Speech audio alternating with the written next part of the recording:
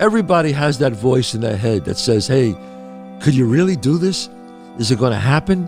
There's nothing out there for me. And that's the problem. You hung up your cape and your cowl, but you didn't move on. You never went to find a life. But you're not living. You're just waiting, hoping for things to go bad again. Whatever reasons that we usually give ourselves in the beginning for why we can't achieve something, you can almost always find not only just someone, but someone who's achieved world-class levels of success with worse conditions than you currently have, which then means it's absolutely possible, and then the only thing that it takes to get there is work. If you want to change your life, you must change your ways. You must develop discipline. You must develop strength. You don't achieve worthwhile goals quickly or easily. They take time. Relentless pursuit, day in and day out. That's what it takes. But also, things don't usually fall apart quickly either. It's a slow process. A little slip here, a little setback over there. If you talk about work-life balance as a 22-year-old man, you're hanging around with the wrong people. That gnawing feeling when you realize you've outgrown your social circle isn't loneliness. It's your ambition finally speaking louder than your need to belong. And there's a narrative that we should not criticize ourselves. We should not say the things that we could have done better. But I believe that that voice isn't an insecurity. I think it's a version that wants you to chase your potential. I say chase your dreams, man. Do that thing, man, that keeps you up at night.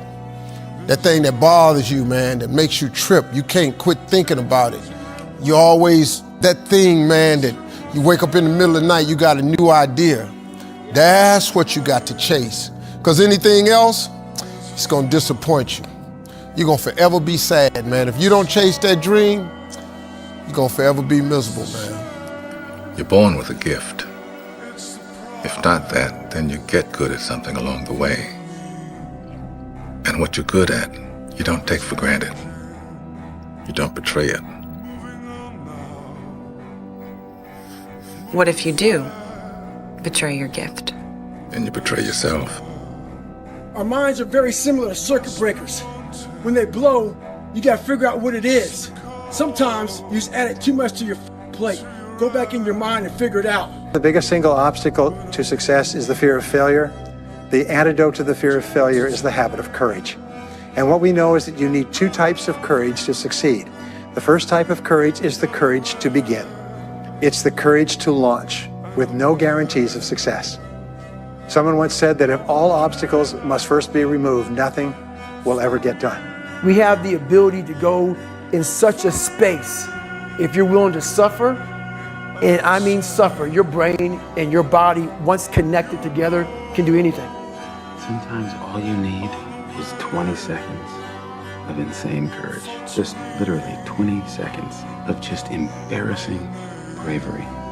And I promise you, something great will come of it. The best thing that happened to me, no one helped me.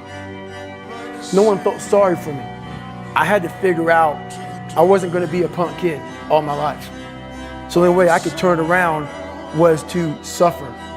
I had to build calluses in my brain the same way I built calluses on my hands. When I said I wanted to win 8 gold medals, basically half the people in the swimming world thought I was absolutely crazy and nobody could ever do something like that. But for me, I was somebody who believed in it and somebody who believed in the process of getting there. I knew it wasn't going to happen overnight. For me to become the man I wanted to become, I saw myself as the weakest person God ever created. But I never blamed God for anything he did to me. So I wanted to change that to be the hardest man ever created. Am I that? I don't know, but you had to have a goal. And my goal when I was sitting there, not going to school, being bullied, having no self-esteem, my goal was the only person that's gonna turn this person around is me. The only way I can turn it around is put myself through the worst things possible a human being can ever endure. And that'd be the only way that I can build this brain to handle anything that comes in front of it, callousing my mind. It's absolutely incredible. There's nothing better than standing on the podium listening to your national anthem play after you had just won a gold medal. But for me, I'm somebody who I knew that I had 7 other events after the first day. So I have to throw that in the back of my head. I got to throw that race out. I have to make sure I'm eating the right amount, I'm sleeping the right amount, my body is as fresh as I can possibly be. So that means sitting in an ice tank, getting massages, getting stretched, all of these small things that end up adding up to the major end result. Dream big dreams. Develop a vision of yourself as happy, healthy, wealthy, thin. Imagine that you have no limitations. Imagine that you have all the time and all the money and all the friends and all the contacts and all the education, all the experience, and that you could be or have or do anything you want in life. If you could, what would it be?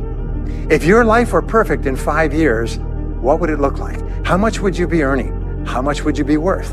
What kind of a family life would you have? What kind of health would you have? What kind of car would you be driving? What would your life be like if you could wave a magic wand and make it perfect in every way? We live in an external world. Everything is you got to see it, touch it. It's external. If you can, for the rest of your life, live inside of yourself, you got to take everything and throw it away. You have to believe in one thing, and that is yourself. What would you do if you weren't afraid? And I love thinking about that when I'm thinking about big life decisions. Like, what would I do if I weren't afraid? And it's usually like the big one, the bigger thing that I really want to do, but I'm afraid to do it. It's like, that's what I should do. Well, you should be afraid of taking risks and pursuing something meaningful. But you should be more afraid of staying where you are if it's making you miserable. It's like the first thing you want to do is dispense with the idea that you get to have any permanent security outside of your ability to contend and adapt. It's the same issue with children. It's like you're paying a price by sitting there being miserable. You might say, well, the devil I know is better than the one I don't. It's like, don't be so sure of that. The clock is ticking. Yeah, and if you're miserable in your job now and you change nothing, in 5 years you'll be much more miserable and you'll be a lot older. If you play it safe, you're gonna exist. You only get to live when you take risk. Ain't no living in safety. You can't be the man if you don't jump. You can't be top dog unless you fight the other dog. Ain't nobody finna give you the championship. You don't win the title without coming to the fight. You don't win the fight without training. You need to put yourself in uncomfortable situations and uncomfortable scenarios, okay? If you do easy things, you will have a hard life. If you do hard things, you will have an easy life. Let me say it again. If you do easy things, you will have a hard life. If you do hard things, you will have an easy life. As a man, you have to understand that we as men, we do better in environments where we are uncomfortable, okay? You put pressure on a rock, it turns into a diamond. You gotta let go of that stuff from the past because it just doesn't matter. The only thing that matters is what you choose to be now. The comfort zone is dangerous. When you're comfortable, you are at most danger. The comfort zone is somewhere you should never feel comfortable. You should be happy and dissatisfied. Anybody ever tell you, hey, look, you know what? Just be satisfied with what you got. Don't believe them. Get them away from you. That's good. You should never be satisfied with what you got. Because the attempt to get more makes you into something better all the time. Don't let anybody tell you, hey man, you should just be happy no! But one of the things that really motivates me, or one of my most powerful motivational frames, is thinking about the person that I want to become as the destination. And thinking like, I want to be bulletproof. I want to be bulletproof in these ways. I want to be bulletproof in my marriage. I want to be bulletproof in my business, etc.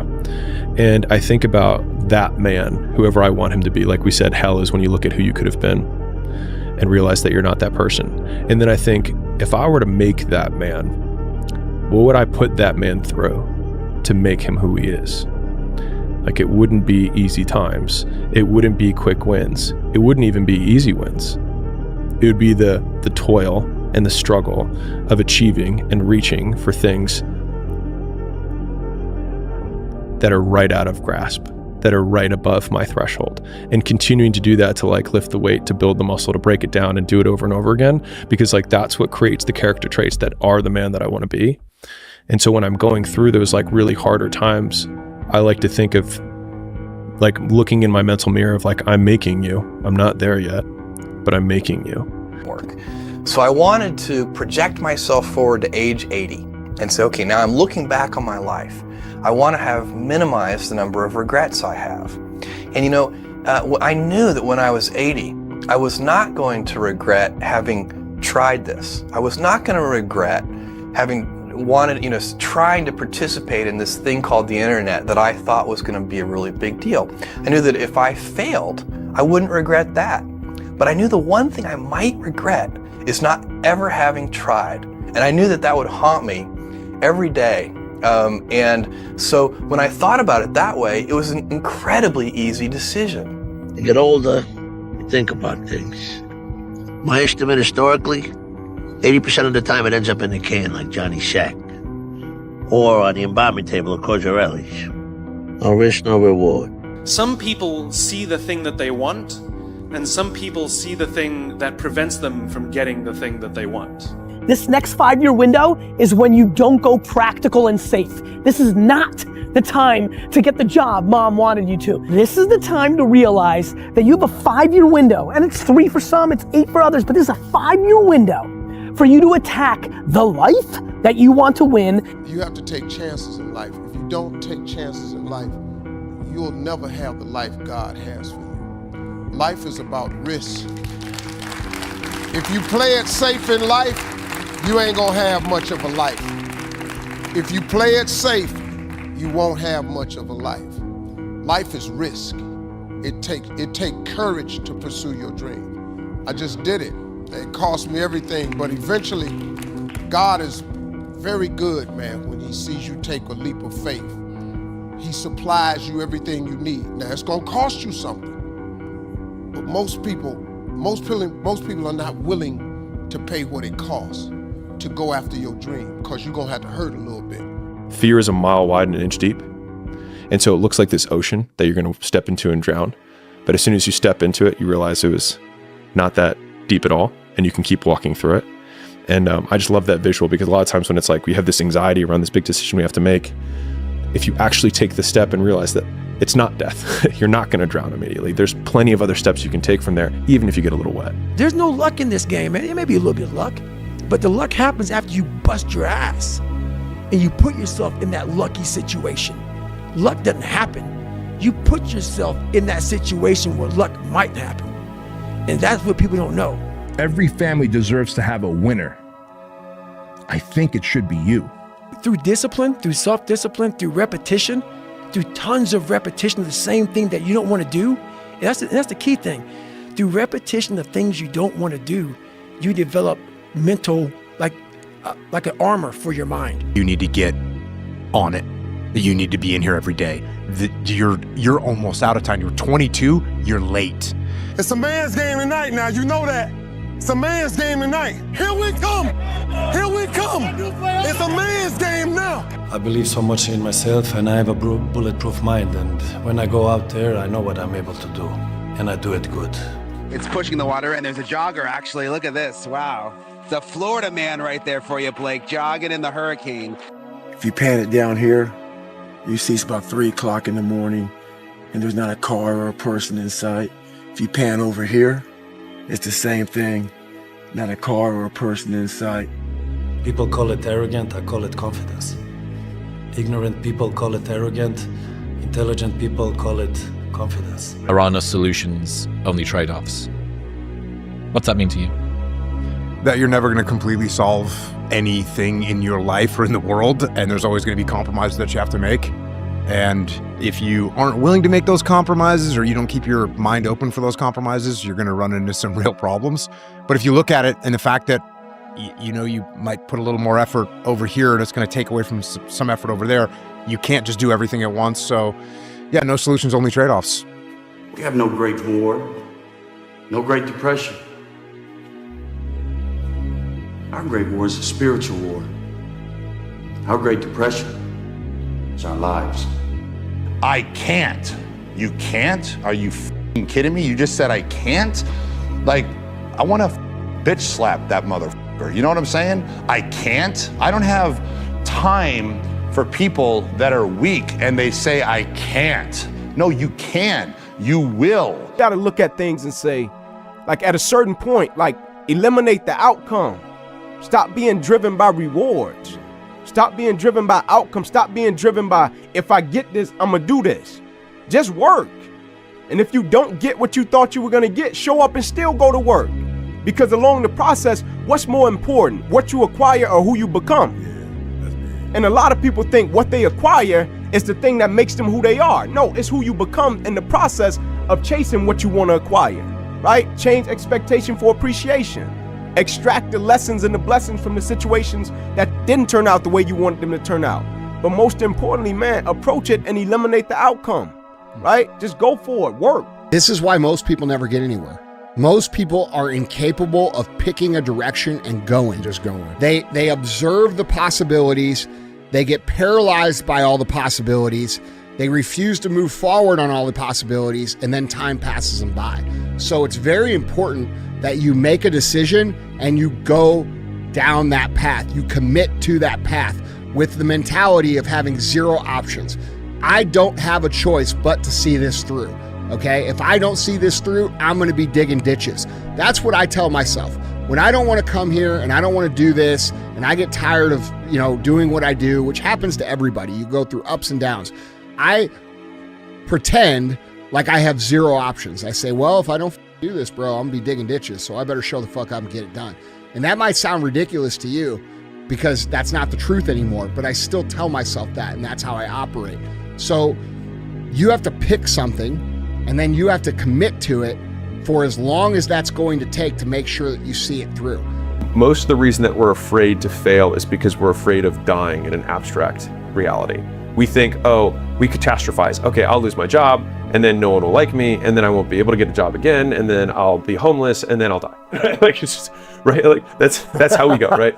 But when I thought through, I was like, what would actually happen? So if I went there and I failed, what would I do? I was like, well, I'd apply to business school, and I'd have this cool story, and they like entrepreneurs. They're people who tried to do things. So this would be, if it's real, it does work.